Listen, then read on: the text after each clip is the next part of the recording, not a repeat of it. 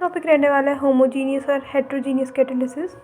देखिए कैटालिस्ट क्या होता है। Catalyst are the substance which when present in the chemical reaction. Catalysis वो सब्सटेंस होते हैं जो केमिकल रिएक्शन प्रेजेंट होके उसकी जो रेट या स्पीड होती है उसको क्या करता है, एक्सेलरेट करता है। और अनकवर्ड अनचेंज, और उनका अमाउंट क्या होता है, अनचेंज रहता है। वो उसमें पार्ट नहीं लेते हैं लेकिन उसके सिर्फ एक्सेलरेट करते हैं उसकी स्पीड को। तो पहले अगर इतना था तो कैटालिस्ट प्रेजेंट से इसकी स्पीड बढ़ गई। Zinc oxide ZnO was consumed in the reaction between natural rubber and sulfur as a first step of vulcanization। तो कैटलिस्ट के कैरेक्टरिस्टिक्स होते हैं, जो कैटलिस्ट होता है can't start the reaction, it can only increase and accelerate the reaction rate. जो catalysis होते हैं वो रिएक्शन को स्टार्ट नहीं करते हैं, जबकि वो सिर्फ क्या करते हैं, इंक्रीज़ करते हैं, एक्सेलरेट करते हैं उसकी केमिकल रेट को। तो हम कह सकते हैं कि जो कैटालिसिस होते हैं वो क्या करते हैं, रेट को बढ़ाते हैं। कैटालिस्ट में undergo physical change but not chemical. Physical change करते हैं, केमिकल चेंज नहीं करती है। केमिकल चेंज से यहाँ पे हम ये समझ सकते हैं वो उसकी क्या करेगा जिसको हम वापस नहीं कर सकते। जैसे पेपर बर्न करने के बाद पेपर चेंज नहीं हो सकता, लेकिन जैसे लाइट के अगर स्विच को ऑन करेंगे तो वो ऑफ हो सकता है।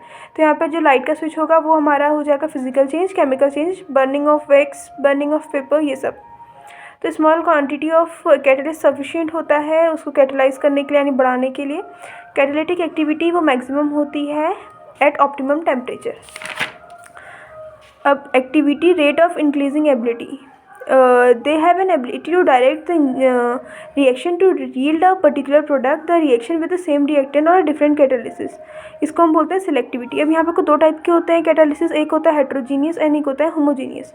हेट्रोजीनियस कैटालिसिस वो होता है जिसमें जो कैटालिक कंपाउंड होता है वो डिफरेंट फेज में प्रेजेंट होता है, जबकि होमोजीनियस में क्या होता है, वो सेम फेज में प्रेजेंट होता है जिसमें रिएक्शन अंडरगो हो रही है। उन दोनों के फेज सेम होते हैं, फेज सेम नहीं होते हैं। अब यहाँ पे वही लिख रखा है, heterogeneous catalysis are catalytic compound at a different phase of that the phase of the reaction mixture. जो मिक्सचर का फेज है और कैटालिस्ट दोनों का फेज क्या होगा, डिफरेंट होगा, तो उसको हेट्रोजीनियस बोलेंगे। जब दोनों का फेज सेम होगा तो उसको होमोजीनियस बोलेंगे। They found in all three phase, ये थ्री फेज में पाया जाता है, solid, liquid and gas. Often generally पाया जाता है लिक्विड एंड गैस में, और ज़्यादातर लिक्विड में ही पाया जाता है। इसका एग्जाम्पल है हमारा हैबर प्रोसेस जो अमोनिया फॉर्मेशन के लिए होता है। इसका एग्जाम्पल है oxidation of sulphur dioxide. Haber and Ostwald dilution इसी का एग्जाम्पल है। प्रॉपर्टीज़ इसकी क्या क्या है, जो catalytic activity high than homogeneous, इससे ज़्यादा इसकी कैटालिटिक एक्टिविटी होती है।